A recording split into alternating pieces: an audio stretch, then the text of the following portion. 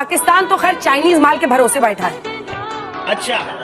इसीलिए उनका defence system, हमारे जितने मिसाइल्स गए, स्कैल्प, हैमर, ड्रोन्स, किसी को वो रोक नहीं पाए। और जो हमारे सुसाइड ड्रोन्स वहां पर गिर रहे हैं उसको देख देख के वो कह रहे हैं कि हमने डिस्ट्रॉय किया है। वो खुद ही सुसाइड ड्रोन्स है।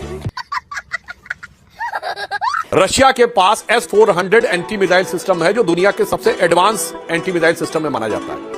आज वही सुदर्शन चक्र के रूप में हमारे पास है और जिसने एक बड़ी भूमिका निभाई इन 15 शहरों पे होने वाले अटैक को काउंटर करने में। तो चाइना का सिस्टम है वो HQ-9 और 16। यहां पर कुछ विशेषज्ञों की यह भी राय है कि अगर वो इतना इफेक्टिव था तो हमारे जो मिसाइल के अटैक हुए उसको काउंटर करना चाहिए। बात तो सही है। उसका एक और कारण भी हो सकता है कि भाई चाइना का क्लेम था, पर अगर रियल वॉर में उसके सिस्टम का यूज हुआ है तो पहली बार हुआ है। तो अब यह भी दिखाई पड़ता है कई बार, जैसे अब मैं दर्शकों के सामान्य समझ के लिए कह दूं, आप कोई गाड़ी खरीदते हैं तो वो कहते हैं इतना एवरेज देगी, मगर जब आप रियल में रोड पे चलाते हैं तब आपको समझ में आता है कि एवरेज और मेंटेनेंस का जो दावा कंपनी का था वो कितना नियर टू रियलिटी है।